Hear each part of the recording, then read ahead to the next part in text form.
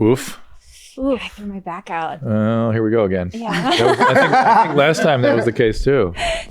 Well, there have been a couple developments on my body breaking down. Oh boy. Yeah. Welcome back, Dr. Drew. Are we going now? Yeah, let's go. Let's roll right into this. Okay. By the way, thank you for the coffee. Absolutely. And I use your bathroom here. Like, this is on my mind right now because I just walked out of the bathroom. Okay. And it's a pristine bathroom with nice subway tile. Everything's clean, and the toilet seat is down. Okay. And I thought, oh, this is set up for women. This is a nice bathroom. And I thought, how different that is than when I used to go visit Adam and Jimmy at the Man Show, with a bunch of men writers. And you'd stand, of course, they had urinals all over the place. And you stand at the urinals, and when you looked up, there was like a mound of snot rockets. Like I just snot, like who could get the biggest, most craziest? No. And oh yeah, and I didn't dare go into the actual toilets. That's just at the latrine. I can't believe that men who are like paid a salary would do something like that. Like, Well, It's not only paid men that do that. I have news for you. All men do that. I shouldn't act so shocked because I did live with a person for 10 years who would collect his fungus shavings from his feet and make these little meatballs Khalyla, from it. no. And he would keep them as little figurines by the bathtub. I've always had concerns about him. Now I have grave. I have to say, like, male bathrooms have really traumatized me. Like, Yes, they should. Yes, like in college, I was around like fraternities and stuff, and like those kinds of guys, and I just vowed to myself from that point forward, I would never live in a house or an apartment that ran out of toilet paper. Oh, yeah. That's my bottom line in life. Yeah. I'm just never running out of toilet paper. Oh, you're a toilet paper person. You have toilet paper panic? I just Toilet paper panic? Yeah, it's not Sounds like it something- rolls off the tongue. Do you have TPP? It is a condition I find like a lot of Americans have that doesn't Only quite- Americans. Well, yeah, because in the Philippines, we just mechanically wash with our hands in a tabo, which is a... Yeah. So even if we pee, like you always see me walk in with a water bottle or Well, something. and some countries have a sort of a weird thing about touching back there. You have to use the hose and nothing else. Right. And those hoses, have you ever seen what she's talking about?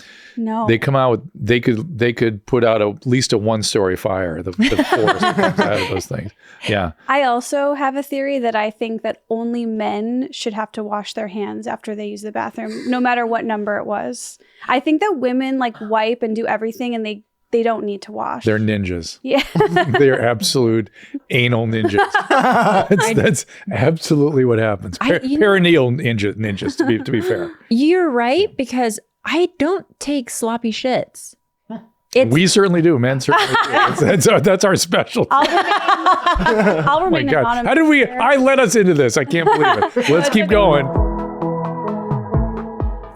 Native has a new limited edition line, the Candy Shop Collection. Like all Native products, they are thoughtfully formulated to keep us feeling and smelling deliciously fresh all day long. And right now, go to nativedeo.com/Trash Tuesday or use promo code Trash Tuesday at checkout to get a sweet 20% off your first order. That's nativedeo.com/Trash Tuesday or use promo code Trash Tuesday at checkout for 20% off your first order. Thank you to our sponsor, Rocket Money. Do you know how much your subscriptions cost? Most Americans think they spend around $80 a month on subscription, but the total is actually closer to $200. If you don't know exactly how much you're spending every month, you need Rocket Money. Stop throwing your money away, cancel unwanted subscriptions, and manage your expenses the easy way by going to rocketmoney.com/Trash Tuesday. That's rocketmoney.com/Trash Tuesday, rocketmoney.com/Trash Tuesday. This show is sponsored by BetterHelp. When you're at your best, you can do great things, but sometimes life gets you bogged down and you may feel overwhelmed or like you're not showing up in the way you want to. If you want to live a more empowered life, therapy can get you there. Visit betterhelp.com/Trash Tuesday today to get 10% off your first month. That's BetterHelp, HELP.com/Trash Tuesday. You guys, I'm finally coming to Miami. I cannot wait. Get tickets at estherandIce.com. I will see you soon. Yo, what's up, sluggies? What a great episode today. I'm so excited for you guys to watch it. You can also come see me do stand-up live. I'm going to be in Washington, D.C. at the Comedy Loft at the end of February. I'm going to be in Seattle, Washington, March 10th and 11th. Tampa, Florida, March 17th and 18th. Toronto, Canada. I'm going to be in Raleigh, North Carolina, Salt Lake City, Utah, and a lot of other places. Just go to AnnieLetterman.com/shows. And you can always see a little extra Annie on my solo podcast, Anniewood, that you can watch on YouTube every Thursday. I do a premiere where I will live chat with you guys. It comes out 12 Eastern or 9 Pacific. It's so fun to do it. I love you guys. Can't wait to see you. One of my goals for today is because last time you were here, you left and you were very like depleted. I was affected by it. I hope that you don't leave here today. Maybe that's why I started with the bathroom talk. Yeah. Just to see if we could start off on the right foot and not have me sucked into the vortex completely. But that's something I enjoy doing, which is opening to other people's things. And you were talking about some very significant things. Mm-hmm. And so I was feeling it. And at the end of feeling stuff like that, I wasn't always a feeling person. Did I mention this last time? I don't remember. No. So I had to go to therapy for a long time. And one of my work of therapy was feelings were way off in the distance. And I couldn't connect them very easily because I had a abusive mom and all I talked about my stuff a little bit. You talked about your dad, yeah. Yeah. And so I was very focused on other people, which is it's a nice asset to be able to do that. But I couldn't feel anything, or I could feel anxiety and anger, and that's about it. And through many, many, many years of therapy, I got very connected up. I had really good psychotherapy and was then able to offer that to other people as something, as sort of a receptive, sort of capacity that I had. And it's been very, very rewarding. It's a rich, rewarding thing to do for people, but it makes you tired. It just makes you tired. And by the way, I like in celebrity rehab, so normally when you're working with patients on a deep level like that, you can't do too many of them in a row. You can't do too many patients in a row in a day, and you have to take time off. You have to go do other things a day here or there. With celebrity rehab, all 10 came in. I had to see all 10 every day, and it never stopped. And so by about day 4, my mechanism, I would notice, just didn't work that well. It just shuts down when it gets too tired. How do you recharge from that? Because one thing I've learned recently in my just recent life experience is like I need to start to prioritize rest days. Mm-hmm. And I've even like written in my journal, like reminding myself rest days are as valuable as work days. And I'm curious, like, how do you recharge? Or do you have advice for that? I mean, I think those are very individual things. I never gave myself a chance. I would just kept going. Yeah. And what I tended to do was to grind through, but I would always try to make time for sleep, which didn't always work, and some form of physical activity. And that tended to be enough. Because even when I'm, working out or something, that's a rest period. That's my sort of meditative period. Yeah. So for me, I was able to grind through that way. And fortunately, the way my days were sort of naturally organized, I wouldn't be doing too much of that intensive work day after day. Mm-hmm. That's the way I was. I had a partner that would go in on one day, or most of the weekdays, in fact. I do love the concept of looking at exercise or physical activity like a restful period, because at least I know when I'm doing it, I'm like, this is self-care. I'm doing this because I love myself, because, I like myself and all that. Yoga by Cassandra. I talked about her earlier.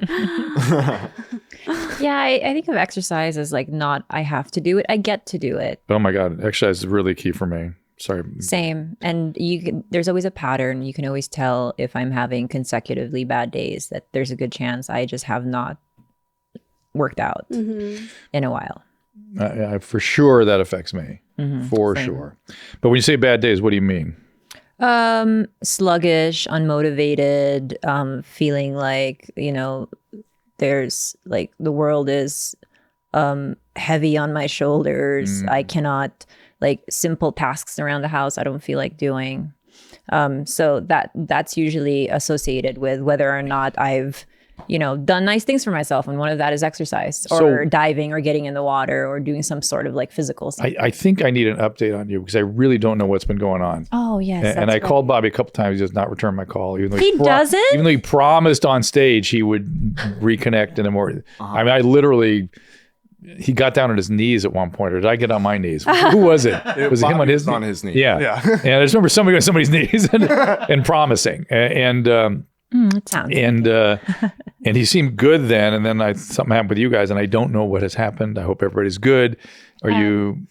Well, we broke up about almost a year ago, but we weren't public about it for a couple more months. But it's been a long time coming. We were in couples therapy for 2 years. It was a very slow burn of a breakup. So really what I'm interested in, are you each considering yourself single now?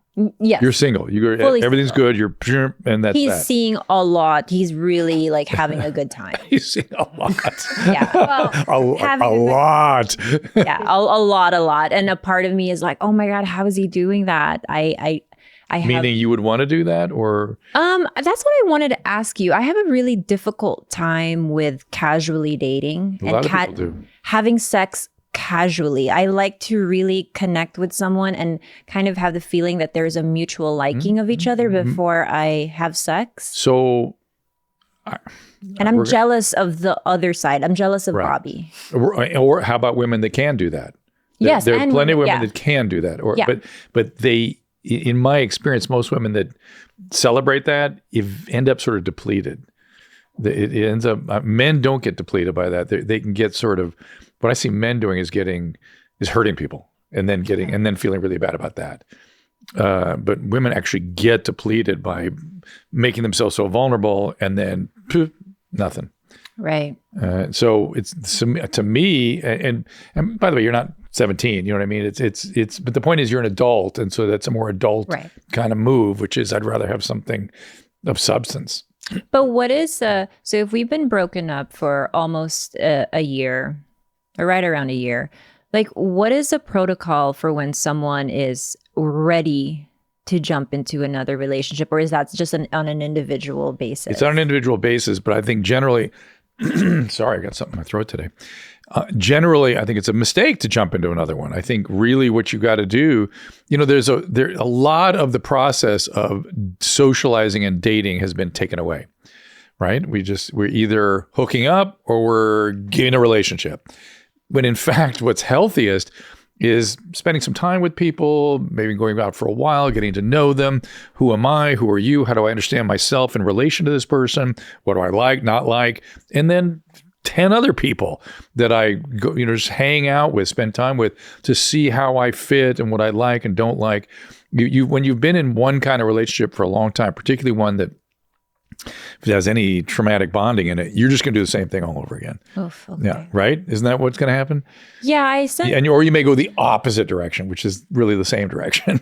You don't want to flip the coin over. You want to sort of get a little broader and clearer about it. As we said, we talked about this last time. Not so much lightning bolts, right? Not so exciting, but also if you can't tolerate somebody, they're too boring. You'll feel boring and uncomfortable, and really a kind of person that you should be able to be with. That's like you can't handle it. Bring that to the therapist. Oh, okay. Because Esther and I have talked about this a lot, and we wonder because we've always been girls with boyfriends. We've always been in long relationships, and there never really is more than a couple months in between relationships. Would you say, Esther? Yeah. And I feel safer in relationships, but is that something I have to maybe look into? And say, that's kind of a codependency. It's serial monogamy. Okay, and this is what and I'm not saying that's bad. I'm saying that there might be a richer territory for you to explore, more meaningful for you, more successful, a richer relationship for you. Okay, because my instinct now, knowing that and being in therapy, is really just being alone. Yeah, but that's sort of anorectic. Right. But I'm really struggling because let's say like I'm seeing somebody. I know that I'm not ready. I don't feel ready, but I also don't feel safe not fully going. You know what I mean? Like I just want to go there already. Yes, that's the job, is to not do that. And maybe one way, I know some people do that by just making sure they're dating lots of different people and filling their time. Not jumping into their relationship right away. Like I know now that I have to pause and say, okay, like I'm not ready for this, but Esther, it's been...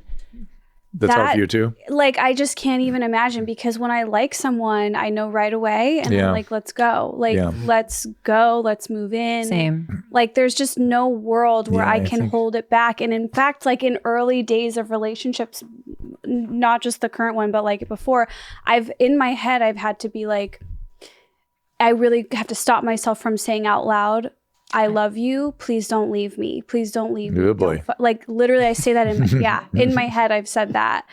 And so, the thought of pulling back, in fact, like, it's fucked up, but I think the only way I could really do that is if I had other connections. Well, that's what I'm saying. Those connections don't have to be deep, but just distractions, other experiences with other people where you're assessing yourself and others. Which I could now see how that is very valuable and beneficial, because now I'm in a place in my relationship where I have a lot of social connections outside of it. And that's great.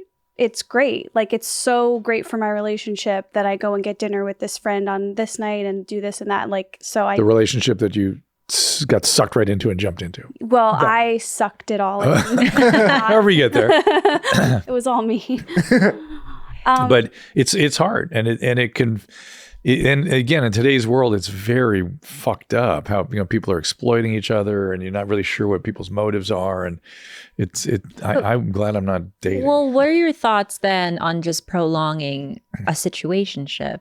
Because if I'm not situationship, right, because it's that middle ground of, casually dating and then being fully in a committed monogamous relationship. So we kind of just drag out. We do nice things together.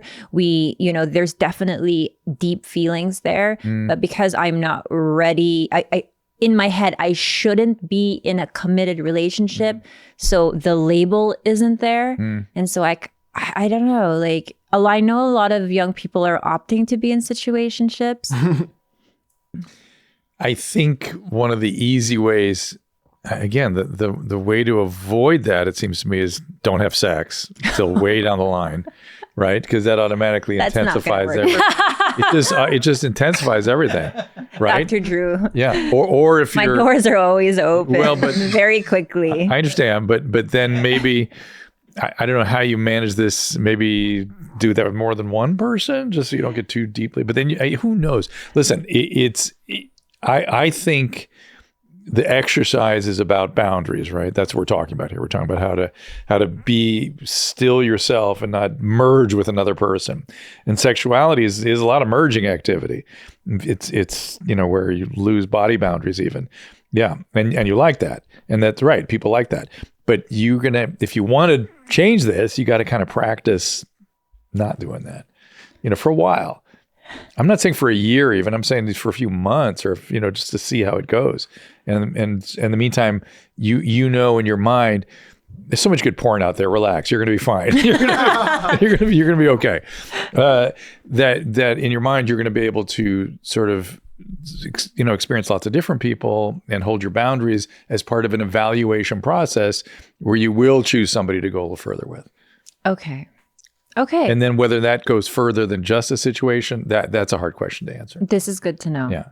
I think where you are already, it seems odd to say on one hand, I'm all the way in, I'm deeply involved with this, but we're not going to put a label on it. That doesn't feel genuine. Yeah, it's maybe a little fucked up on my part. Well, I didn't say fucked up. I just said you're already in, you're already there. Yeah.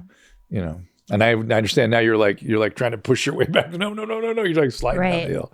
And look, don't judge yourself so harshly. Stop it. Okay. You guys are all like, there's no perfect anything, right? We're just talking about how to optimize.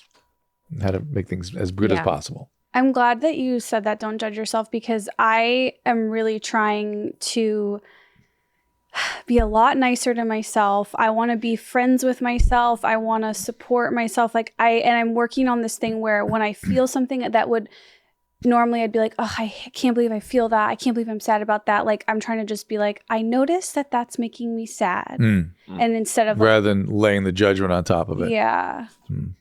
You got to wait about 10 more minutes. We're into it here, D. I was late so you guys would have a chance to talk. Well, we did. Yeah. So somebody else can talk. Hey, Ariana. I'll be good. So somebody else can chat. Yeah. All right, good. Who was molested? Who do we forget? No. We're talking about boundaries in relationships. No diddles yet, but we Shocking. should go right into that. We did the diddling thing last time I was here. Well, didn't where's we? more diddles? With The more diddling diddles is to cover. forever.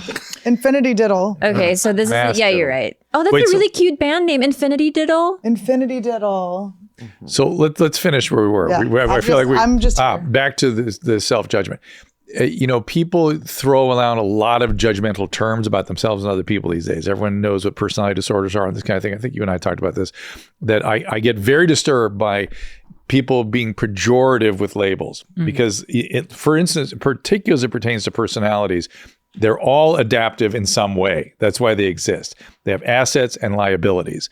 And to say, oh, somebody is obsessive compulsive, if they're an engineer or a doctor, that kind of obsessive compulsive is extremely effective, very useful.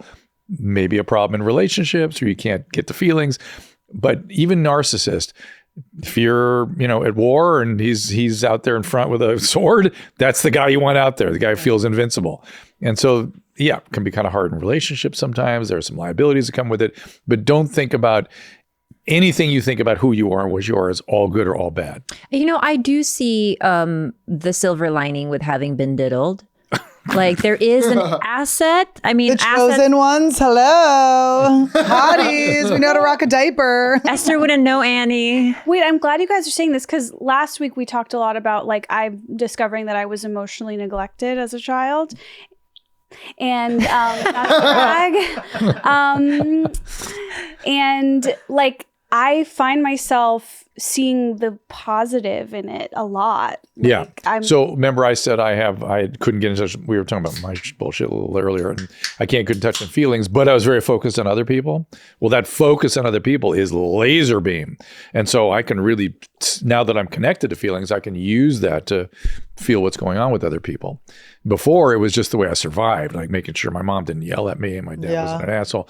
That kind of focus on others and disconnecting from self, particularly during those developmental phases where you're supposed to be developing the connection. But later on, that can be an asset. I learned how to cook because I had a boyfriend that would wake up so angry. So I learned a skill set. I was like, I had to just feed him food and coffee so he wouldn't yell at me. Were you dating a lion or something? Is it just throw the meat in? Honestly, yes. I'm very Carol Baskin too. Wait, didn't they just find her husband alive and well in That's what I Costa heard. Rica somewhere? Did they actually find him? Allegedly. Or did she say he's alive? Can we all agree that whatever the fuck we read in the press or on social media, you can't believe anything? Yeah. Is there anything? I thought you were going to say, can we all agree whatever happened to him, he will be on a reality show with Dr. Drew at some point. You'll get to the bottom Excellent of it. idea. I have been helping. Baskin. I was helping the Tiger King a little bit. I bet you were. No, because he got prostate cancer. Oh, really? And In so jail? I worked with this. Yeah. And you massaged it? And I the attorney that was in the show, somehow I interviewed him on something. And so he was, hey, come help. What's his Have you seen his asshole? I didn't see it. Did you go in it? You no, did? I did not. So no. I'm let me touch this finger. He was already diagnosed and I was telling okay. about what his treatment options were and stuff. Cool. He wanted you probably, right? He's pretty star-fucked. No, I didn't. It didn't seem like it. He just, really? but it did seem like somebody pretending to be him. It's like when you talk to. There's some people that just are like if you talk to Arnold Schwarzenegger, you feel like you're talking to somebody's imitating Arnold. Yeah. It's like Arnold, the Hollywood Boulevard version. Yeah. And what's the Tiger King's name? I'm blanking on his name. Joe Exotic. Joe Exotic. Joseph. Yeah. Joseph Exotic. What are you reading his fucking? Yes, I am. Carlos has a formal relationship with him. Joseph Malcolm. He's reading his not Wikipedia. He's reading his LinkedIn. When it comes to Valentine's Day, I have to say I'm a candy girl, not a flower girl. And don't you want your armpits to smell like a candy shop? Yes. Yeah, I want Esther to lick my armpits. I will. I if want you're her wearing the new chew my pit hair. Thank you. You guys know Native as the aluminum-free deodorant. I use it. It's the only thing that neutralizes my scent in the most beautiful way. I smell delicious every day. And now you can smell like a candy shop and have Esther lick your armpits if you... But can we just say how awesome it is that finally someone is giving the people what they want? I want to smell like candy. I know, it's really like about time. You always smell like your breath always smells like it, but to have the rest of your body smell like it. And Native deodorant checks a lot of boxes. 72-hour odor protection, naturally derived ingredients, and a smooth, residue-free application. And their ingredients are really nice. It's like coconut oil, shea butter, baking soda. I love the sour berry belts. I know you love the gummy bear. There's like such good flavors. And you guys, now is the time to make the switch from an antiperspirant to Native. When you visit their site, you can discover all their fresh scents and maybe even try one of their body washes. They have a lot to look at. Ooh, and their shampoos and conditioners, so good. So detangling, so great. And right now, go to nativedeal.com/Trash Tuesday or use promo code Trash Tuesday at checkout to get a sweet 20% off your first order. That's nativedeo.com/Trash Tuesday or use promo code Trash Tuesday at checkout for 20% off your first order. I love Rocket Money. Rocket Money helps me save money so I can spend more money. And Rocket Money is formerly known as Truebill, and it is a personal finance app that finds and cancels your unwanted subscriptions, monitors your spending, and helps you lower your bills all in one place. Over 80% of people have subscriptions that they literally just forgot about. There's streaming services where you get it to watch one show and then you forget. There's free trials that you never use. I know I have like 3 that I'm thinking of right now. I have an insect finder. I mean, I have every. What is this? What kind of insect is this? No, I'm literally subscribed to every streaming service that there is.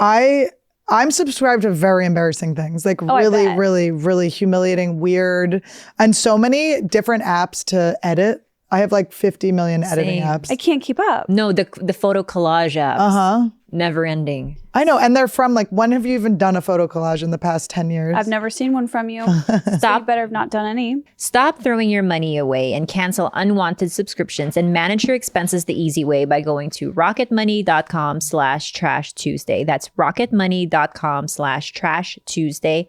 rocketmoney.com/Trash Tuesday. I have a question for you. So I've recently heard of this like type of depression concept or whatever called the long goodbye. Ooh. Yeah. So Great movie. I want to explain Nina this to Davis. you. And it resonated with me, and almost in a way where I'm like, I have no idea how to not feel this way. But so basically, like, this man shows a picture of him and his best friends at his best friend's wedding, and they're all having fun. And he goes, this isn't a picture of me and my best friends at their wedding. This is a picture of me thinking about how we've all, like, the loss of our youth. Yeah. And, So So that's a trauma thing. And it's a narcissism thing, not narcissistic disorder so much as narcissistic, the zone of narcissism. Mm-hmm. And some people will theorize that one of the uncomfortable or manifestations of narcissism is longing for the end of longing. What? Like, you're longing all the time for that lost youth, but you're longing for that to go away. It's, you're longing for, and it's you know what I'm saying? Then it often, like, Catcher in the Rye was pointed at that particular phenomenon. Mm-hmm. This kid that has to grow up and can't leave. This longing for this part of yourself that you left behind. Well, but I don't, like, even when he says, like, oh, this is not a picture of my daughter on her first day of school, it's a picture of me losing my little girl. Mm-hmm. So you're saying that's just you. The dots always get connected back to this loss. And loss of self. Yeah, because really. he said, when this wasn't a picture of my baby being born, he said, this is a picture of My wife's pussy getting blown out. Maybe. Saying goodbye to that tighty. He was like, So glad he you're also the loss of his freedom or something or like no, that. he said that he'll never feel the happiness of Right. of a new. Right. I This just is read that it kind as of like- longing, yeah. always this connecting What back a bummer to of loss. a dad yeah. that would be. Yeah. Longing for this idealized time. Right? Yes. Ooh, I like yeah. doing the opposite where I get excited for the future. Like thinking about isn't that like I by the way, had a antidote? ton of that. I had a ton of that before I had treatment. Really? And it just kind of went away in treatment. Was it because you had like trouble with your parents, like that you were kind of because, remembering like a good time? No. What it was, as I came to understand it, was that because I wasn't getting, all right, The developmental process is about seeing yourself reflected back from other important relationships, parents. We kind of talked about this last time. And so I have some feeling comes up in me. Somebody that loves me examines me, assesses what's in my brain, and then reflects it back on their face and gives me some vocal prosody to try to calm it, okay? Or a physical holding or something to sort of manage that primary feeling. And then sort of name it, identify it, regulate it. That's the process of development. When you have abusive parents, they go, you drive me crazy. I need a drink or whatever. Or, why don't you shut up? Whatever it might be. When the child has a primary emotion, they learn to suppress it. They not only don't get what they need to identify it and regulate it, they move away from it. And that's literally moving away from those parts of yourself. And that's what you're longing for. You're longing for to reconnect with that. All the inner child concepts and stuff are all sort of built on that. It's just these pieces that get left behind because they're not properly developed. And your mom, maybe wasn't emotionally neglectful, but is no bueno. Her face is kind of like, she doesn't have big animation on her face. So she may have not actually been neglecting you, but you didn't get anything to read off of. Didn't get what's called second order representation. I think you're so right. Because your mom was always there. My mom was, my parents were always But there. she's always like, Yeah, because she's Finnish, and so she doesn't really have a personality. So she just don't come after us, you Finnish people. she's just like this all the time. I don't know, because I was trying to figure out I know that my parents, neither of my parents worked the first 7 years of my life. They were always there. Yeah. Well, they were working. They were always home. Well, you guys fill me in. I was just making fun of her. My mom was a good caregiver, but I'm realizing based on all these attachment issues that I have that clearly there was emotional neglect. Yeah. But I can't quite figure out exactly how or what. Yeah, and that's very tough for children when they can't get those needs met. Whether there's actual physical neglect or emotional neglect or abandonment, whatever it is, those are pretty heavy. Second order representation. So you have a primary feeling. Yeah. You have it. The other person examines it. And then what women do more so than men, I'm sorry to say, but women bleed all over their chairs. They do, and they blow out their pussies when they Thank you for saying that. Didn't we just learn that? Put that on a loop, gentlemen. We'll be fine. But where the fuck was I? Women will literally, with the small muscles in their face, around their mouth and eyes, will literally reflect the emotional state of the child. And it's sort of saying, I understand it. Here's what it is. I'm not catching it. It's not overcoming me, but I appreciate it. Here's what it is. Imagine, what do you do? A child comes out, I hurt my finger. What do you do? Maybe not you. But no. But yeah, you go, Yeah. You not only are you reflecting on your face what the child is experiencing, but it's sort of a pretend.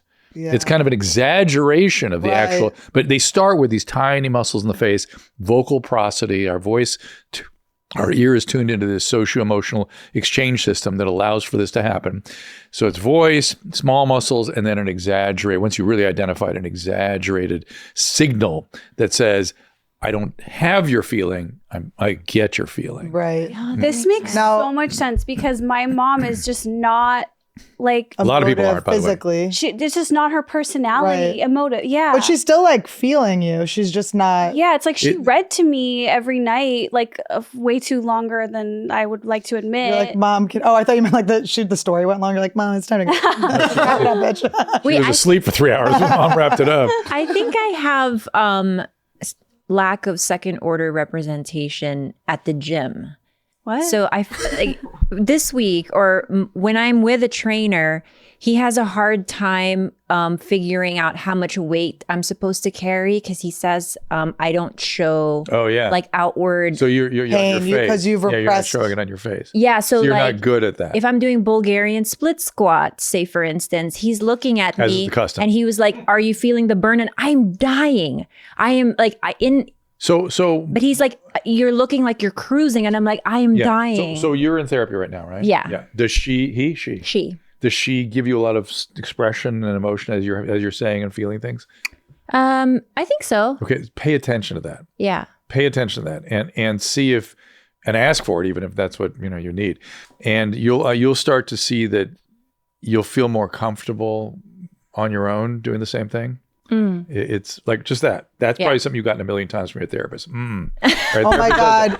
But that was a real reflection. That was a moment of reflection. And so that's what I'm talking about. Yeah. You have resting bench face. Oh my God. No, resting Bulgarian split squat face. You could load up as many weights on me, and I am. Why did you do this, you fucking slut? Ew. Old habit. I know. What is going on there? She's emoting too much. Khalyla, I'm like in such shock right now because you couldn't have picked a better example for me to reflect back to that I'm the exact opposite. Like, Yes, we know you do yoga once a week and are really proud of it. Like Cassandra. With Cassandra. every trainer I've ever worked with, like, in fact, that's why I'm so locked in with the one I'm with now, because I have so many complaint. I'm like, oh, that I can't do that, and I'm really expressive. They're like, what's wrong? Like, I'm just the opposite. Like, I always tell people, like, I'm not shy. Whenever my needs are not being met or like I'm struggling, I'll let you know. So I'm going to guess that whatever went on with your mom is not as simple as the way we're portraying it. That It's a little more complicated. I don't know what it is, but it's more complicated than you suspect. I suspect. Yeah. Okay. Yeah. But wait, what was I going to say? Well, I'm thinking about your mom again. And how old is she now? She's 64. And why did she come here? Well, she was born in Minnesota. But a Finnish descent. Yeah. And grew up in Minnesota. Yeah. And your dad, what's his deal? Grew up in Chicago. How'd they meet? They met working. It's really. This is the part I keep wondering what you're talking about, where they don't work, but they work.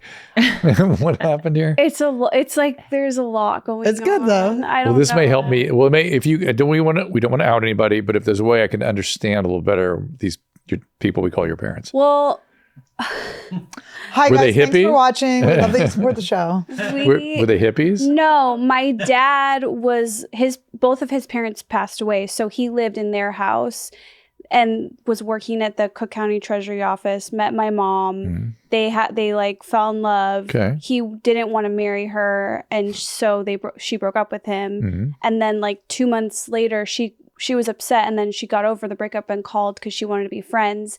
And then he was like so excited that he called her and was like, come over. And then that night he said that he wanted to marry her, and she was like, no, you don't. And then he's like, I'll prove it to you. And then that's how I was conceived.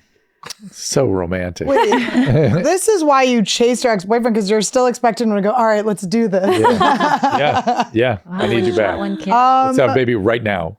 But like my mom is a very quiet and very perfectionist and like Clean. caregiver, clean. Everything is perfect, and tried to put me in dresses, and I would be like, I don't want to wear this fucking dress when I was 2. Were they doll dresses? Probably. And you said fucking. Yes. And my dad was like the big personality, and had like a gambling issue here and there. And yeah. Interesting. Yeah. Had a half older sister, 7 years older from my mom's first marriage. I don't know. I don't really. But my like biggest headline that we haven't talked about, but that everyone is probably sick of hearing, is like I had this traumatic high school breakup where I've like really struggled to get over it and like feel like everyone's going to leave me. I have really severe anxious attachment. Like that sort of. But that's somehow have to harken back. Yeah. Somehow. Yeah. Harkin. Ooh. Yeah. How old were you? 18. Yeah, it's just the shit we do in high school to each other is just like, ugh. Well, it's just you're like fake adults, kind of. You know what I mean? So Yeah, but there's like serious things. I almost think it was better back in the days when kids were sort of kept, under control a little more, and it's for their own good, not to be uncool about it, but just that they hurt each other and themselves. My mom. They're not developed enough to manage it. I have a question. So, like with the facial stuff, do you think that like plastic surgery is affecting this? Like, do you Good think question. like, Nicole Kidman's kids are like, what does my mom feel? Yeah, it's possible. Yeah, and I even wonder. What also I think to myself is, how do they act? They're acting and they can't use their facial musculature. Right. It was really interesting. And the period pieces, you're like, it's weird. Like there wasn't even the type of plastic that could explain what's going on in your face. Yeah. I also think like every look or everything goes in and out of style. Right. And it's like, that's why I would rather just stay what I am than commit to something that's Right. not me. But and also- will be embarrassing later that I did it. But also, don't you think like if you do get a lot of work done, your body will adapt to emote in another way? Like your eyes will be probably more expressive to your children and stuff because it's like I a don't know. natural. I don't know. Yeah. No one's ever studied that to my knowledge. Yeah. Cool. So- Well, I'm going back to school, guys. Esther, will you write my papers? Yes. My mom quit. ChatGPT yeah. will do it. Don't worry. Dr. Drew, I wanted to ask you about something that's been plaguing me in the last 10 years. And that is the realization that I am a product of two people who were very much like loving and showed a lot of love to each other. But really, if we think about it, it was a predatory relationship. My dad was 36 years older than my mom. How old was she when it started? She was 21 and he was in his late 50s. But he helped her too. Tell them how they met. It doesn't have to be predatory. I agree. It's a little. Oh my God! Have you guys seen MILF Manor? Speaking of predatory. Oh my God, I have to. I'm about to. I was shit. gonna watch it. Shit. Holy shit! But Anyway. but tell him the story. But he saved her. Yeah, so it is a little bit of a Captain Save-A-Ho situation. Yeah, where yeah. my dad was, my mom was previously married to a very, very abusive man, and they were at a wedding reception, and my dad saw this man drag my mom out by her hair, and then he followed them and he held this man at gunpoint, and we have not. That was the last she ever saw of her husband. And then a month later, because he was wealthy Was this here? in the Philippines, Yeah. and there's no divorce in the Philippines, so he paid for her marriage to be annulled, and she was just like, my savior. And they had my sister and I like soon after, and they stayed together. Even when he lost his money, she was his caretaker at the end of his life. And it really subverts the whole white man going to the Philippines to find a hot wife narrative. It subverts it because he Because followed there was through. real love, Yeah, like, yeah. and she stayed to the No, bitter end. that's to my point. I mean, not, if he were 75, I'd be like, all right. But a young 50 and this crazy circumstances and all, like, okay. It doesn't have to be predatory necessarily. It's just there's an imbalance. Yeah. It's just an imbalance there. But it sounds like they made it work. They did make it work. And she's been with my stepdad for 20 years now, and she still wears his wedding ring. So there is a deep, deep like love and affection there. I just always felt like every time I say it out loud, I'm like, was my dad a fucking horny predator? Well, horny, but predator not necessarily. That's where you get it. Yeah, he like cream pied her when he was 60 to make me. You're just a cream pie, aren't you, little girl? I'm an old man cream pie.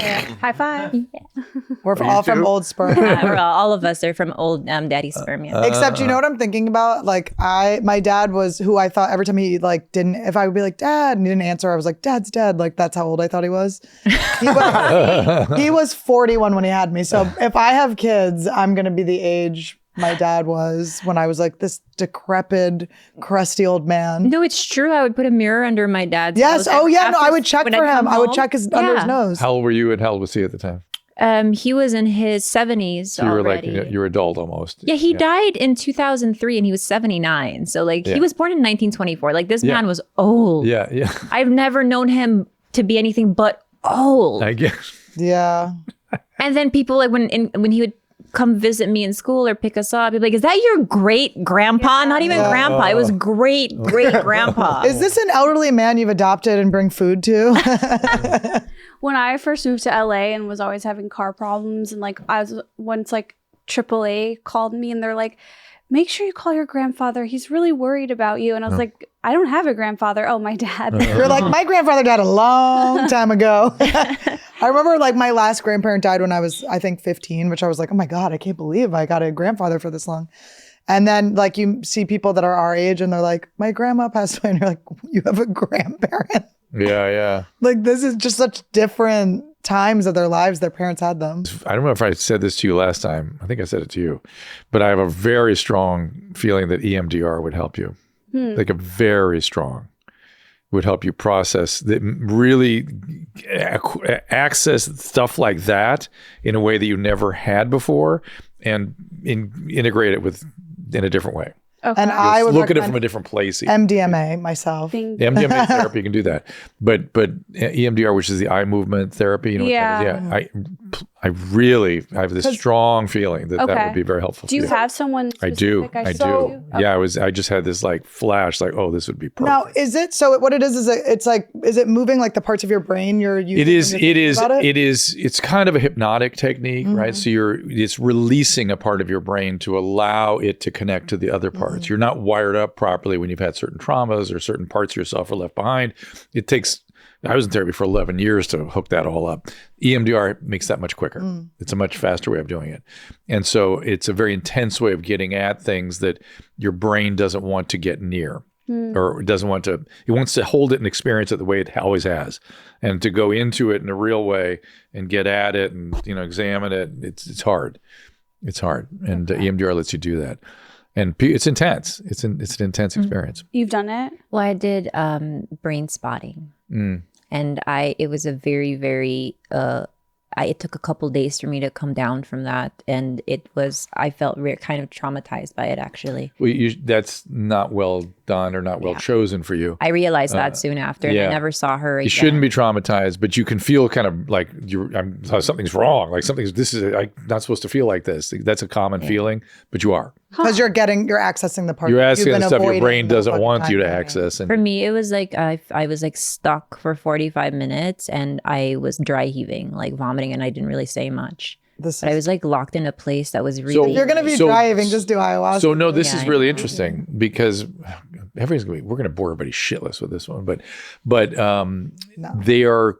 I think what you were in is something that's sometimes referred to by some theorists as trauma-associated dead spots. Like where you go into it and you avoid. It's such a dead zone that it's actually a source of anxiety, and it's in you, and you're able to walk into it because of these processes. Yeah. And when you're in it, you literally go into like a fugue state. I think that's what it was. Did time change, time contract or expand or anything? Yeah, I was just stuck. Like no words could come out of my mouth. Even thinking about it, I feel like worked up over So it. I used to go into those spots in therapy too. I'd fall in them all of a sudden. I'd be like, and then I'd sit there, and the next thing I would know, the therapist would go, "That's the end of your time." Oh. And I would have no idea. You're crying. Yeah. It's intense. I forgot she was in the room. I forgot what I was doing. Yeah. But it is the more you can go into those spots and tolerate them, they just go away. Oh. Is it like similar to parts work? Like, is it a part of yourself you're like ashamed of or something? It's not. It's literally. I don't know what it is. Just a memory of something. No, it's a probably it's some sort of residua of trauma, right? And remember, I can't remember all we talked about last time, but did we talk about freezing, the freeze response? I think so, a little bit. Yeah. So when you're really traumatized, you go into these, you die inside. You're preparing for being eaten or whatever. That's what our brain's body does. So we dissociate. We go out of our body. We can look overhead, or we shut down, or we're looking down a tunnel or something. All that is your body shutting down, preparing for the worst, preparing to be killed, surrendering to death. Kind of. It's powerlessness, and it's dissociation, and it leaves these dissociative sort of dead regions that some people start to use as a way of regulating their emotions. And then it sort of gets integrated in very dysfunctional ways. But others of us, myself, is just a source of just longing and anxiety. It's sort of longing for it to end and longing to reconnect to something where that didn't exist, and anxiety. So is it useful for me to keep revisiting those dead spots? I don't know. I can't advise you because it was so traumatizing. But it just wasn't explained to me like this. Whatever it is, that was too big a dose. Okay. And maybe there are other ways in that are gentler and the dose is less intense, and so you can tolerate it and let it slowly, it'll go away. Oh, that's good to know. Yeah. A little hope. I wanted to ask you about sexual imprinting, and I know it can be a little like controversial for some people, but does the sexual trauma, let's say for instance, Annie and I endured, dictate sexual preferences in our life, or like? Yeah, I definitely do not sex? fuck white guys with the dreads.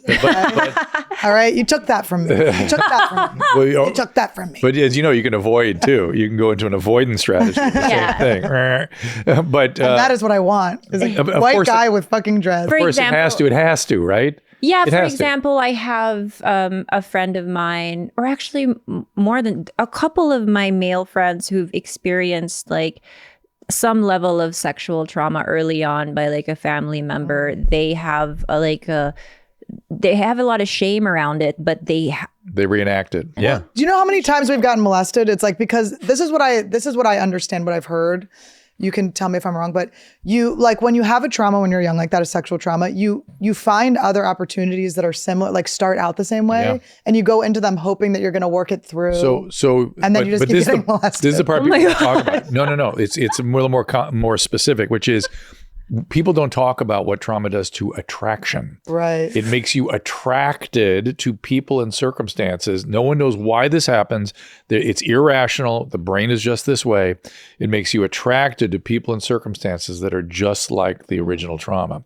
And so you can say that it's a working through process, or your brain can try to make sense of it that way. But the fact is, it's this irrational imprinting, as you've called it. You're attracted to somebody that will oblige you by recreating the whole thing. Right, Because of course, the same kind of person, same circumstance, same thing is going to happen. Yeah.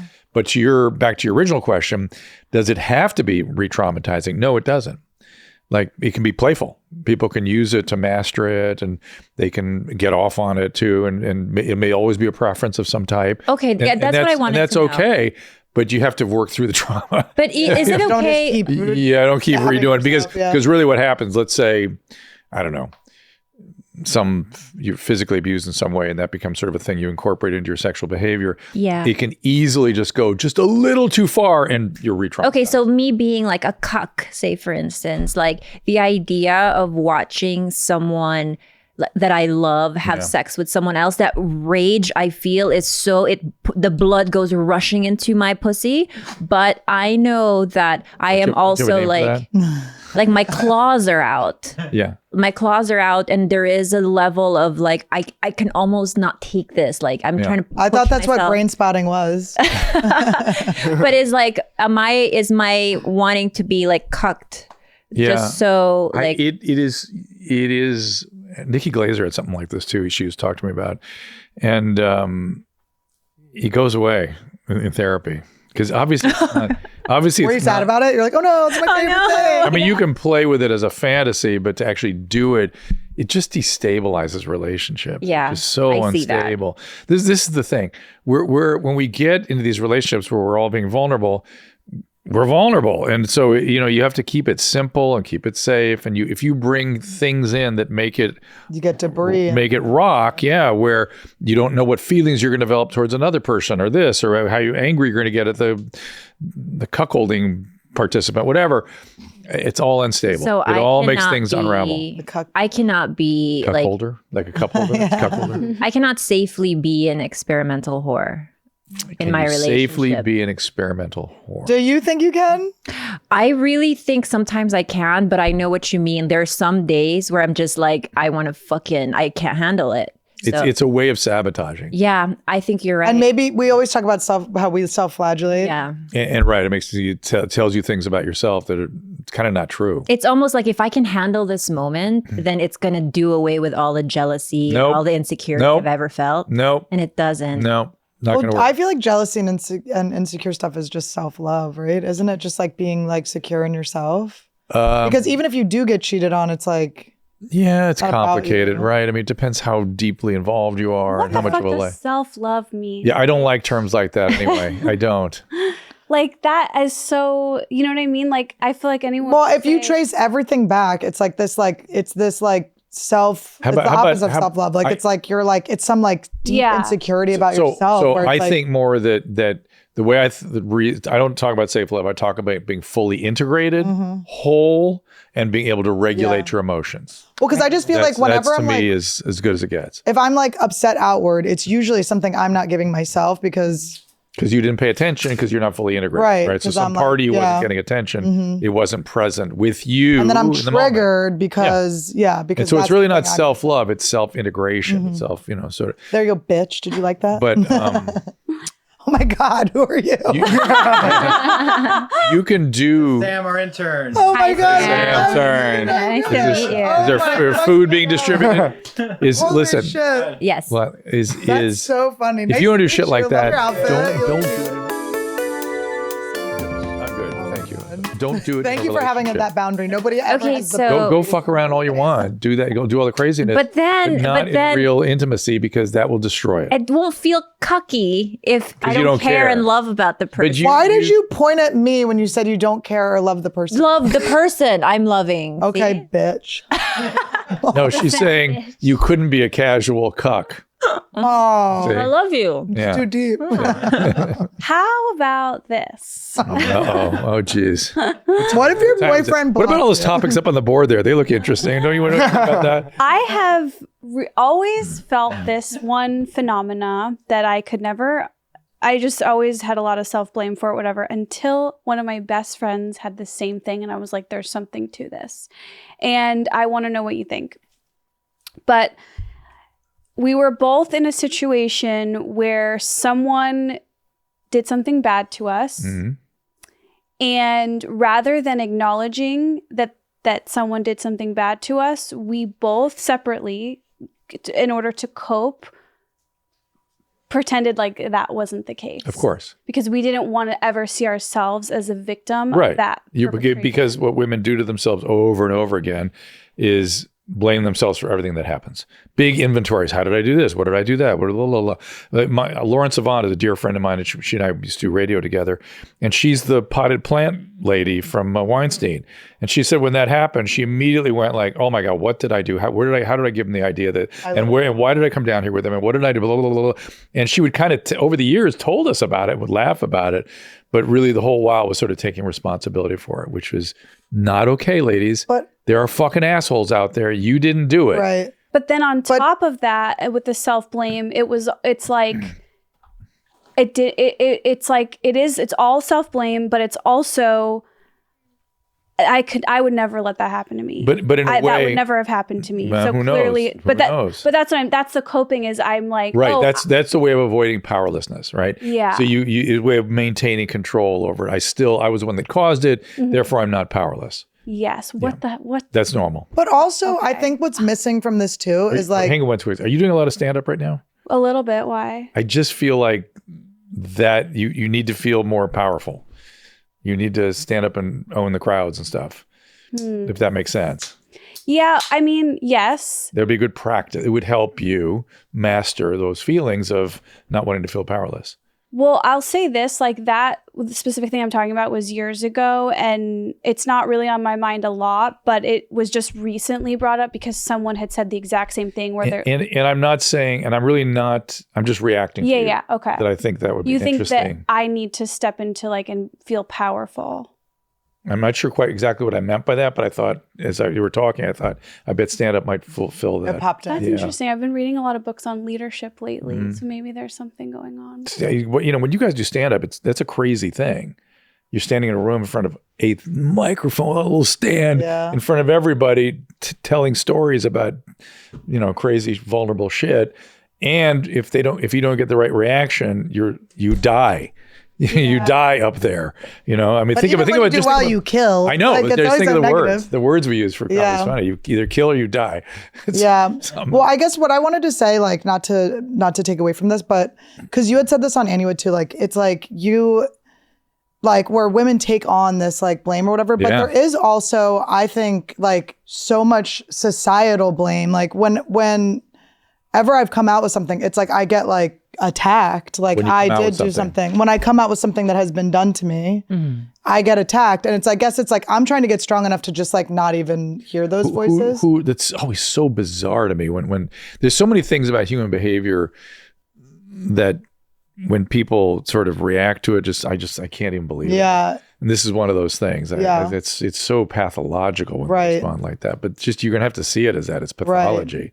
And then I think it's like because like maybe we do have an innate thing to like run inventory on ourselves and what we did to kind of feel more like responsible because that feels less But I think scary. I think it's twofold. I think women do that to themselves. Like Regardless of whether they just people they work just in take it. Yeah. responsibility for everything. I don't know if that's society or wiring. You Yeah. just do that. And it has the secondary motivation of avoiding powerlessness Yeah. if it's in a situation where you're powerless. But you do that with everything. Women do that with everything. They take it all on and then destroy each other, Yeah. which is just like never here. Yeah. Never in this sanctity of this room. Not in this room. Maybe out there though. This show is sponsored by BetterHelp. Working with a therapist can help you get closer to the best version of you because when you feel empowered, you're more prepared to take on everything that life throws at you. And look, I mean, this is a very good episode, right? To highlight how much mental health has helped all of us and working on ourselves. There's just and no seeking way. help. There's just no way in hell I could have gotten to the place I am today without therapy in the last 15 years of my life. Like, I've been in therapy since I was a teenager. It is the one indispensable part of my life. And it has helped me heal. It has helped me kind of just cope with all the hard stuff. And if you're thinking of giving therapy a try, BetterHelp is a great option. No one can do this on their own. And I'm saying that to myself because sometimes like I think, oh, you're such a baby because you can't get through things by yourself. No, we all are born to like get help and have community and like we need each other. And sometimes that each other is a therapist. And an unbiased ear. Yeah, and also it's like if you're anything like me, my ego does not want me to do this anyway. So if there's anything put in the way, like parking or they don't take my insurance or I can't get an appointment when I want one, I will just completely ignore it. And not do it. Our egos don't want us to get help. Yeah. So there's a million excuses there to not do it. You're not alone with that. If you want to live a more empowered life, therapy can get you there. Visit betterhelp.com/Trash Tuesday today to get 10% off your first month. That's BetterHelp, HELP.com/Trash Tuesday. Talk about special forces. Let's talk about my special forces. Yes. Oh, yeah, let's yeah, talk yeah. about Dr. Drew's career. No, not my career. Just the crazy thing I did in the Wadi Rum Coolest career Desert. move of his whole life. Wait, what? Even before I saw you on the screen, when they first presented it, I was like, I just know Dr. Drew is going to be on No. this. And I saw you. That is weird because I would think I'd be the last person you'd expect. No, to- you're That's a so specimen. cool. It's Conquer You're a Fear specimen. Central, Yeah. right? It's like It's what? It's like Conquer Fear Central. It's like It going was. through, like It physical. was. So I was feeling old. Yeah. I had my prostate out and I was having diverticulitis and COVID kicked the shit out of me. And I was just feeling kind of weird and old and whiny. And I don't know, I wasn't happy. I couldn't get traction with anything. And they called me with this thing. And I'm like, oh, come on. It's a joke, right? It's, like, where are you taking me? Utah or something? They go, no, Jordan. I'm like, what, the Middle East? How do you do that? And in any event, I said, let me think about it. And I went out and I started training, like really training, like running hills and packs on and stuff. And I started feeling really good. Yeah. And I thought, oh, maybe this is what I've been looking for. So I said, I'm going, I'll do it. I put 2 weeks of real serious effort into it. Was getting up at 5 a.m. and doing the whole thing. And had my ass handed to me out in the desert, but ended up with great friends. Jamie Lynn Spears saved my life in the desert, Wow. literally. Wow. Because I became encephalopathic. I got such bad heat stroke and dehydration that I was out of my head. And she grabbed me and took me to the medic. Oh, that must have been good for her. She's been through some weird shit. She, must she have said been something that was so heartbreaking to me. We love her. She's delightful. Yeah. I've spent time with her. I like her husband a lot. He's a great guy. I've spent time with her and her kids. And we literally spent a weekend together. And she's like, mom, she's a delightful woman. And, what was I going to say about this? Oh, she said we gathered for some PR one day, and she goes, I really don't have friends. She goes, I've lived this life, so we've all been sort of walled off by things, and you're my new family. I thought, wow. Yeah. And somebody else in the group said that too, and Nastya Lukin sort of said that, and I was like, wow, this is amazing that we all ended up so close. So And was it Hannah Brown too was on it, right? Hannah was on it, Mel was on it. Mel says the same thing. Mel says the same stuff. So. Yeah, I guess like fame it's isolating. Well, in that level, when your sister is Britney Spears and she was a child actress and all this stuff, and I guess, and Mel too, right? Mel's been a Spice Girl for how long? And also being on Nickelodeon, wasn't she? Jamie Lynn, yeah. I mean, and that's traumatizing in itself. Right, That's fucked up. Right. Nickelodeon, you in ways that are motherfuckers, hard to understand. yes. So Danny's, that's Scaramucci. Scaramucci had a rough week last week. I called him and tried to talk him out of it. He feels very bad about the way he was portrayed. The way they were talking about. I know that's hard with He is a reality. great guy. He's a great guy. We all love him. Now, have you, because you have been like the producer of a lot of reality shows and stuff, was it hard for you to be like No. a guest on it? No, not at all. Because it's the way I think reality should be done, which is you create an intense circumstance where shit will go down and just let the cameras roll. That I so agree. Yeah. That's the preferred. That's Yeah. like Big Brother. Why it's so good. Exactly. It's just real. Yeah, just let it It's just like, roll. put people in a house and don't let them use their phone. Yeah. Well, Celebrity Rehab was like that. I kept telling the producers, you don't have to do anything. Yeah. Just set it up. Trust Do me. not sprinkle crack on the table. Shit goes down. Shit goes down in treatment always. What about Teen Mom? You did too, right? Still do that. Oh, you do? It's still on. My God. Still on. Still very These active. the babies are having babies now. Well, we're almost there. Wow. Yeah, we're Congratulations. Thank you, grandma. You're Teen grandma. Yep. Now that show I got like triggered by was my boyfriend's brother's really into it, and he was like, "You guys got to watch it because we love reality TV." And I watched one of the earlier, I think it was one of the earlier seasons, and the girl was like pushing her mom, and I just like could not deal with parent abuse, and I Farrah. had to like. This was Farrah. I think so. Yeah, I couldn't. Well, there was actually a lot of weird kind of physical domestic stuff going on. I don't know the physical stuff. I was like, I cannot, because I always fall asleep to TV. So I look at it like, if I wake up in the middle of the night, am I going to be screaming? Speaking of falling asleep, do you guys watch Tar, that movie? No, With not Kate yet. Blanchett? Yeah. Not yet. We had to put it on 3 different times because we kept falling Oh, asleep really? during Did it end up being good? I was fascinated by it. I have a hard time calling it good. Well, it's hard when it's like the pacing of something is so. Oh my God. It's like, I told you we fell asleep 3 times. and it was courageous. How about that for a good word for the director and Kate Blanchett? But the story was, I mean, it was Boy and the Frog. I kind of liked that, but I would have loved more music. Like it's about a composer. I would have loved more music. Have I you kinda like seen that they starved you from Triangle of Sadness yet? No, I'm That's what the show is that's called. like- New name. It's like 3-hour movie though, right? It's like really long. It's not that long, but it is so fucking good. Okay, I'll go really see good. it. It's just really kind of like what happens in this situation. And I always love when like Filipinos rise. And She's so good. there is a character there. Her name's Abigail that just makes me so She's the most badass bitch I've ever seen on Would you want to screen. see your boyfriend fuck her? I do. I just want to watch, but I do. love fuck her. I actually do. And you know what? That's not so far off from like I a know. I was premise gonna on the say, movie. wait, did you see it? Maybe you're actually gay and we just don't know it. I tried you going out. have to get it all the way hooked up. I tried going out That's on like- a date with a girl. It was heard it. lovely. I just felt no penis. juices flowing. No penis. Yeah. But I have had experiences with women that have been fun, but usually in the context of like a threesome and more like an accessory to. Yeah. Have you ever worn a gimp outfit and watched? But I've never. I tried going down on a girl once or twice. Actually, Same and girl? not 2 times? different. And I didn't feel like it was a sport for me. Yeah. Yeah, but it Yeah. might be because you didn't have a strong connection. Because you said earlier that Esther, you think your pussy's going to be the one? I just think you said that you need a connection with someone. You're right. It is so odd to me. I wonder if it's the way we're all constructed at the present moment, but how much the genitalia themselves are deterministic in people's sexual orientation. Yeah. In other words, it's weird. Like Yeah. all my gay friends, I think we talked about this. All my gay friends, like, oh, vagina, oh, I can't Yeah, even they're like, think get your about it. stinky Yeah. tuna out of here. And a lot of straight women will say that about Right. Vaginas, yeah. And you're kind of saying that. That's a really good Yeah. point. And But it's isn't weird. it hormonal though? Isn't that weird? It's like got to be pheromones. It's got to be the Because- smell of it. right? It's whatever it is, but it's weird to me that we should be just overwhelmingly like put off by it. Like, You're Yeah. right. And I think maybe I might be gay because I love making out with girls. I love is the fun to make out with company girls. of girls. I like talking to girls. They're just soft and gorgeous to me. But I always said, no, I cannot be gay do oral because I sex. can't eat pussy. Yeah. But I'm You like, just well, haven't been in love with a girl. No, but I've Again, you think you're going to be but, the one she's in love with? believe me, a lot of gay men say the same kind of stuff too, and it's very deterministic. Right. It's like a real serious aversion or preference.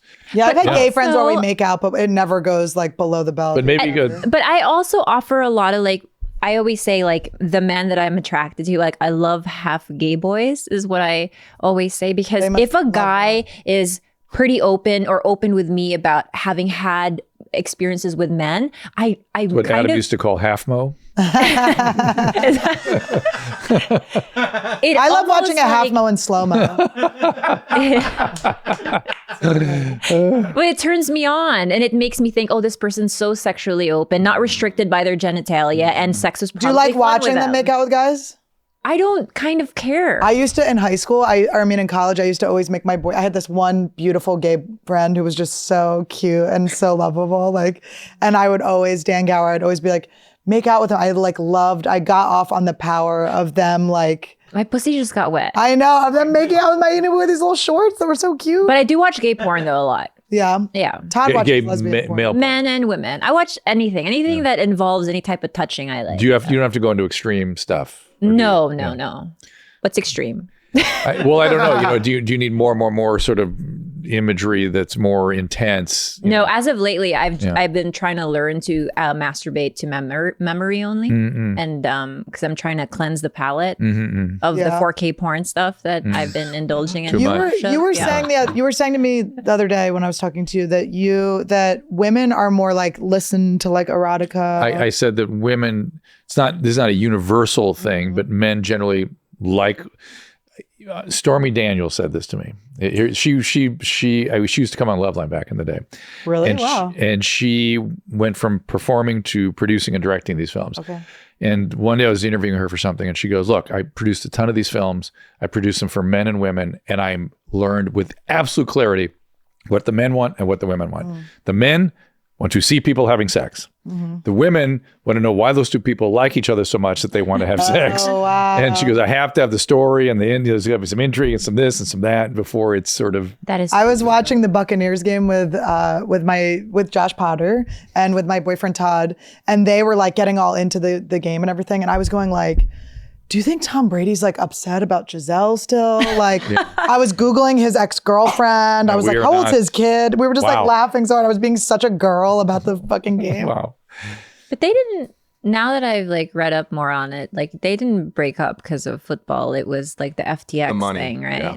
Yeah. But money thing? But I got because didn't they lose? How much did they lose, Carlos? I want to look it up. It's in the millions. Yeah, and don't know why hundreds they of were- millions. Or But is this something that she said don't do it and he did it anyway kind of thing? could have. He lost $70 million. Yeah, that's not. He probably is worth that's nothing. 400 million though, right? I mean, No, yeah, maybe. But She's worth more than him. But I was thinking But about look, how was it would her you- money? I wonder. How could you know? Yeah. How could any of us have any idea why they broke up? is Realistically, true. right? Yeah. why are you so giggly about it? Because we talked about this last week's episode of We had Katie Morton on. I love Katie. Yeah. Relationship needs lots of time. They just do. And if you don't have when can't you're be together, yeah. when you're raising a family, everybody understands it's all hands on deck. But in terms of when there's opportunity to spend time together, you got to spend time together. I just learned that over and over and over again. I really like what you said earlier, which is you got to keep relationships simple and safe. People need a simple life. Now you can mess around with that, but you do it at certain risk. Were you on that show too? A Simple Life? I don't think I was. That was Paris Hilton, right? favorite show. Have it on DVD. But did you You are look at, both. You are a merge of both of them. do you have footage to show them of the trailer or anything of the bullshit? Yeah, special forces. Because it was brutal. I'm so excited. I would love to do that. That's my dream to do that type of shit. It's so Annie, brutal. I feel like that show is for you. I would made love for to you. do it. Get me a little more famous, guys, so we can do this. So I ended up in the ICU. Oh my God. I see you. Yeah. Did you go into rhabdo or something? Well, that's what I thought. I thought because I kept going in and out of consciousness, and I got so sick so fast. Within an hour, I was I couldn't think, and couldn't walk, and I kept trying to figure out all night what might have happened. They made me so sick so fast. So I had a calf injury going into this thing, and I thought maybe I blew out the muscle and got some rhabdo, and so in the morning.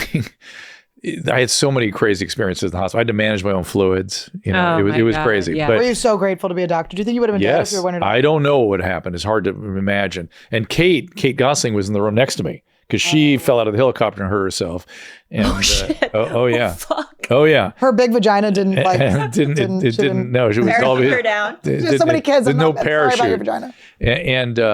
And she's a nurse. She's an RN. Oh, so I she know was that. fighting stuff off too. Oh, wow. So they wanted to take me to the operating room and all kinds of crazy shit. And you were They- like, no. It's like, you're not operating. I mean, no. And in the morning, this attending comes in there with full military garb, raspberry beret, epaulets, big brass buttons. And he goes, "You were severely dehydrated. There are these things called electrolytes." And I'm Oh my God. for Christ's sake. Liquid IV. I'm thinking, get me the fuck out of here. I just got to get out of here. And then I heard he broke into Arabic, and I heard the word CPK, and I said, "Hey, did you measure CPK?" Yeah. California pizza. No, it's the enzyme. California pizza bathroom, because it gives me diarrhea. It's something released from muscle in massive quantity during rhabdo, and so it'll be a sign of rhabdomyolysis. What's rhabdo? It's just massive muscle breakdown that then clogs the kidney, and your kidneys fail, and it can cause fluid imbalances. Really and all. scary. It's pretty nasty. I mean, it's pretty crazy. He blew us up on the train we were in. We had no idea what was going to happen. All of a sudden, the train blew up. It's beyond. How much did you have to sign when you went on? That's the thing. I mean, you could die, you could die, you could die. Okay, here we go. And normally you just think that's just perfunctory, of okay, if something bad happens. But this was like, no, they meant it. I'm such an adrenaline junkie like that. Yeah, but this is, you're so... It's like, it's pushing you beyond you ever thought you could. And they're just yelling at you, and any little move, and they start screaming at you, and then they punish the group if one person, gets out of line. Were there a lot of water stuff? Their water experiences? Like water challenges? Yeah, there was much water in the Red Sea. But hang on, what was I talking about before? Your hospital ICU. So I was hospitalized at I heard the word CPK, and I go, "Hey, did you measure my CPK?" And he goes, "No, we didn't." I go, "I was trying to figure out why I got sick, so maybe I have rhabdomyolysis." He goes, everybody, rhabdomyolysis. My patient knows my business. He knows what a rhabdomyolysis is. It sounds like it's part of the show that they're roasting you too. And I did not tell him I was a physician. I just did not let that out. And so I thought I just could get I thought your first name was Doctor. Yeah, just get out. I said get out. So I left, and that was that. But anyway, but they never even measured yours. They did not. But by that point, I had 5 liters of IV fluid, and I could stand up and walk. And I thought, I'm pretty good now. So cool. So anyway, there we were. Yeah. Wait. So what were your takeaways? Takeaways were for the rest of your life. Takeaways were that. So as I told you, I was feeling old. So guess what I learned? I learned that I am old. And I learned that I am old. Surrendered to it a little bit. I surrendered to it. It was most of that whininess was denial. And I got my face pressed to the mirror with the limitations of it, and I'm fine with it because I'm really pretty good for my age. Yeah, you do your best. Yeah, I'm lucky in a lot of respects. And so I felt grateful and proud. Have you seen the shirtless pictures? It's Jesus, hello. So accepting of where I am fully. And that so I got it, received. The other thing is that how powerful relationships get in extreme circumstances. When you're in misery and in trauma, man, it was because of each other that we got through this thing. We were bonded up like that. Did you blame anyone? Were you guys blaming the production and stuff? Were you pissed at people? There was no splitting. No splitting. Yeah. It just splitting started a little bit later, like right around now on the show. If you watch, there'll be a little splitting going on. What is splitting? Splitting means he's good, she's bad. Yeah. This one's getting special favor, she isn't. Why did you do that? Just a lot of blaming, and it's called splitting behaviors rather than unity. You're always better when you're unified. So. But there's some splitting shows up. And when people are stressed, there's inevitably splitting. And do you see that in all of the shows you work on pretty much? Splitting? Yeah. Well, so splitting develops when there's either A, psychopathology, like borderline is notorious for splitting, drug addicts notorious for splitting, or extreme stress. And reality is both. Right. A lot of psychopathology and a lot of extreme circumstances, splitting ensues. So, yeah. I would love to go on a reality show that is like hardcore workouts, but not like not that scary. Like I want to see a show you where just want to go to Barry's boot camp. Just film. Just put a camera up Barry's. I think I would like to see a show called Esther Does Things. It's just exposure therapy. Yeah, all the things that it's very basic things. Yeah, like Barry's boot camp again. Instead of drinking all their smoothies, right? You actually do a workout, or like swimming in a pool, learning to swim, learning to ride a bike. Ride a bike. Yeah, we called her one of her predators from Barry's. Her old Barry's instructor became friends with him. Oh yeah, on one of the early episodes. She was traumatized by a Barry's boot camp class that she took. And how many classes did you buy before? Oh yeah, you went in hard. I bought a 50 class pack, and I was only able to fulfill about 3, and I asked if they could exchange it for smoothie points.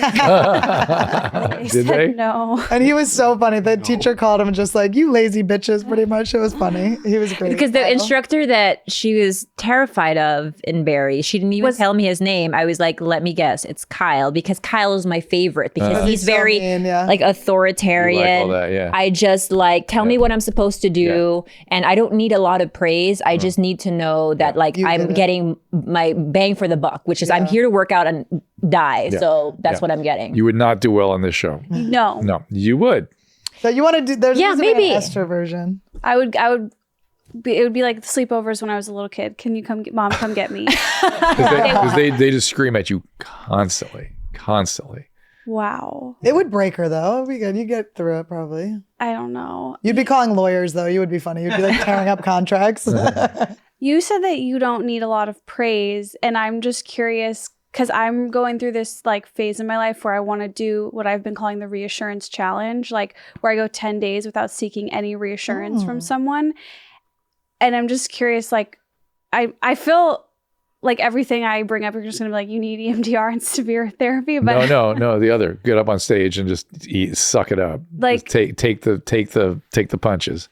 But that I can do. Like I can go bomb like it's nobody's business. And then I can walk off and be great. But I do need a lot of like validation and like do that and then don't get any validation afterwards. Right.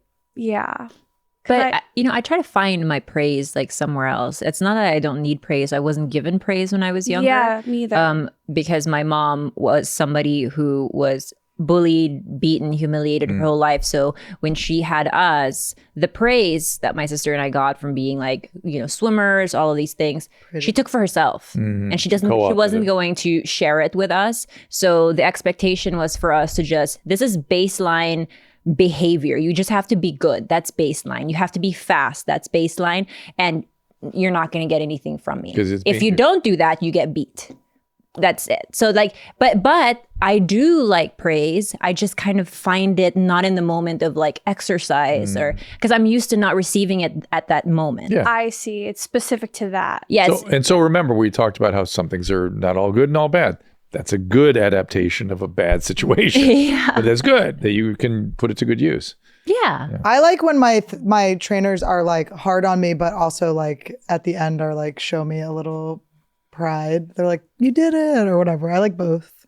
Yeah. A little bit of both. I like being told like I don't like to be let off the hook. Like I don't like when they're like, oh, are you tired? You know what's really fun is praise that comes out of nowhere. Like when you're normally getting beaten up by the person, all of a sudden they say something like specific and Mama, it's like, oh my God, I can't believe I'm eating it up. Well, Chelsea Handler I used to do her show and I didn't know her beforehand at all. I just got booked on the show through Michael Cox. On the round table? Yeah, on the round table. And I did it a bunch. I did it for like a year and a half. Did we ever do it together? No, it would have been fun. Weird. Though. But it was like every 3 weeks I would do it. That's me too. And she, I never had like a relationship with her. And it would be like, because I think I was like, basically an open micer. This was like my big break. They were basically like, don't look her in the eye. Don't do it. Well, that's kind of the way she is. Yeah. But sometimes she would be like, hey, girly. And she would like tickle me on the stomach. Like, oh my God. Like I'd literally be like, Mom, I would like follow her around. And then other times she'd be like, ugh. Yeah. And I'm like, oh my God, did you not invite me here? Like, what? How did I get in the building? I had to go through a whole security. And it was always, and I have no relationship with her now. I'm very grateful to her because it's like unbelievable. She gave me that opportunity. Yeah. I mean, I was just like really like 2 years into comedy at that point. And I was just like a young blonde, like she had crass blonde. Like why did she didn't have to put me on there. And it was really cool. But I always have like a little thing about her now. That's her favorite flavor of comic, I think. Yeah. Chelsea, if you're watching, miss you. Come be on our show. We love you. Dr. Drew, thank you so much for joining. Oh my God, is it already over? That went so fast. We didn't talk about any of that shit on the panel. That's been there for years. For years? Yes. Do you feel as compassion fatigue this last No, I don't feel it. No, not at all. We've grown. Not at all. Because last time we really were talking about trauma, and we injected some pussy and penis into this one. Yeah. we did we got a little more sexuality Kate stuff. Gosling, I'm sorry about that parachute joke. I stand by it. And Kate is, again, also a dear friend. The whole group is just like I love that. That's good great. friends. And she's amongst them and just, Yes. can't say enough good about everybody. I'm so happy for Jamie Lynn too, because I feel like she's been through so much shit with all the stuff with her sister. She got a lot of blame for that. I know, and, Really and she and the stuff she said. If you that first episode, it was the second episode where she was talking about what it's like to grow up when your sister becomes the most famous person in the world. It's like it's intense. And she didn't say I resent my sister or anything. It's just like it was something to deal with. It's probably similar to like when your sibling has special needs or something, just someone that gets like a lot of attention. It's just a lot, and it's going to bleed over onto everybody. And you don't blame the person who's getting the attention. You just it's your experience, and it was intense. And I guess for her, as I think about it, the one thing that she doesn't know yet is that the fact that she didn't have any friends, that's a big deal for a young girl. Yeah. Not to be able to have friends. And she's lovely. Yeah. So oh, I could talk to you guys all day. Yeah. And Jamie Lynn, we're your friends. Not to be weird, we're your friends.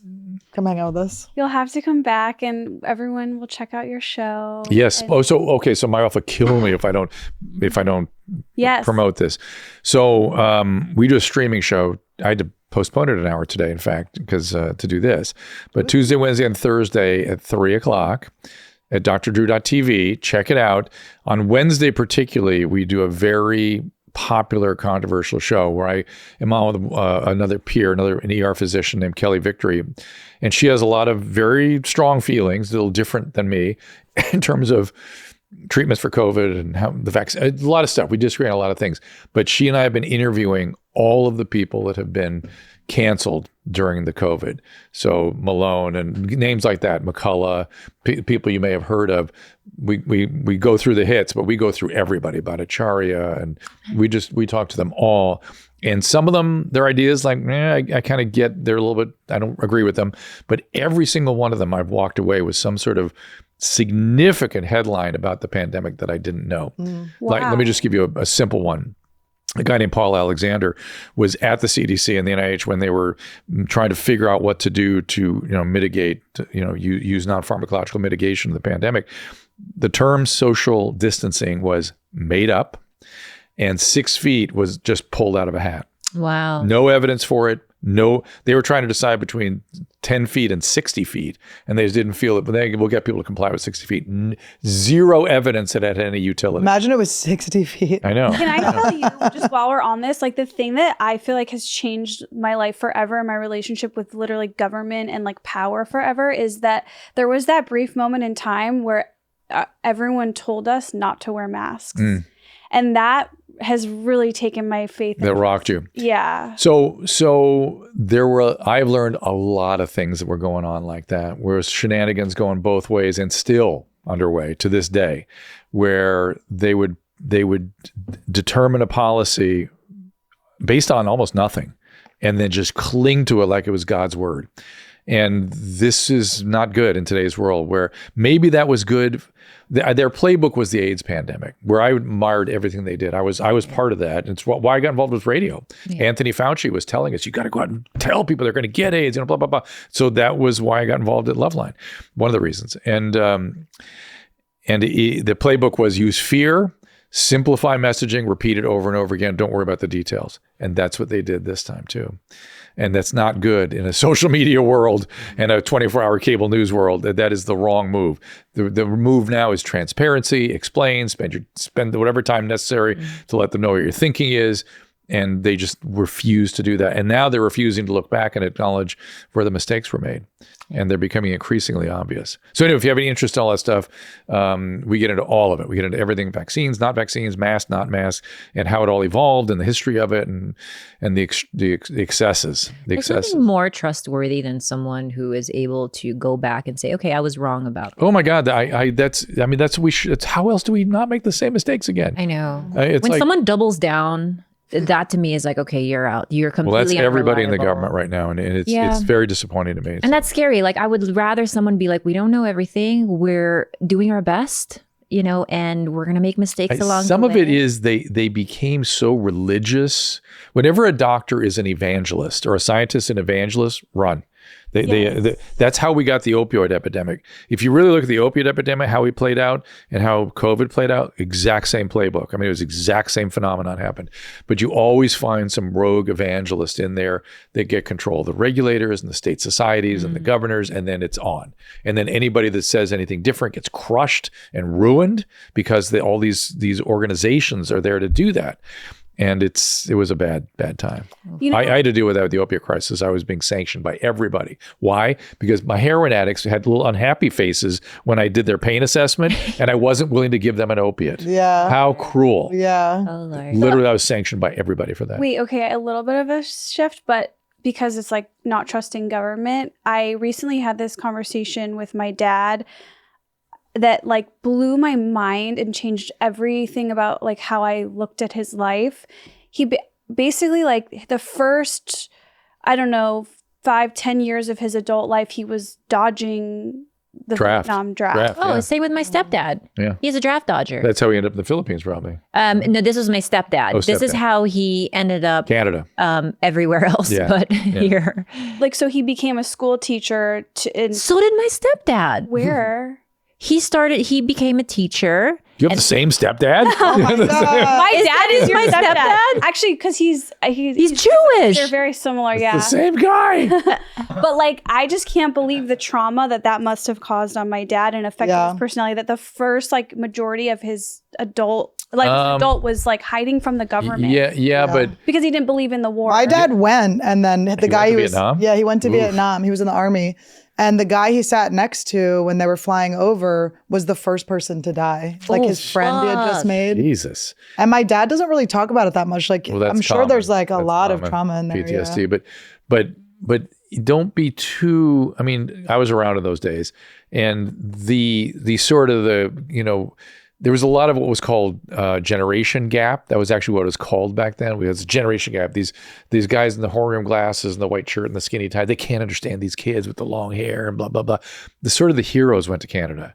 They were sort of seen as heroic, and then the guys that went to war were shit on for going to war. Yeah. So it must have been awful. I mean, he couldn't come home and he had to leave his country and stuff, but it was a little bit, had a heroic kind of, I don't know maybe how he feels about it. No, he didn't go. But it's heroic to go away. To go, to not fight. Dodging it. This was an unjust war, and people who lived Were by standing that against and stood against it were sort of seen as Right. Veterans were treated basically very poorly. Her dad was treated when shitty. they came back home. Correct. Because it was an unjust war. Yeah, why did you go and kill those children? And so it was sort so of the real trauma. Okay, that makes sense. Yeah, Who actually fought are the ones that had the No, I'm sure Severe that there's stuff. like both sides. Yeah, I'm sure it wasn't fun. You didn't like having to run away, but there was a kind of a positive blush on it at the time. Interesting. A little bit, yeah.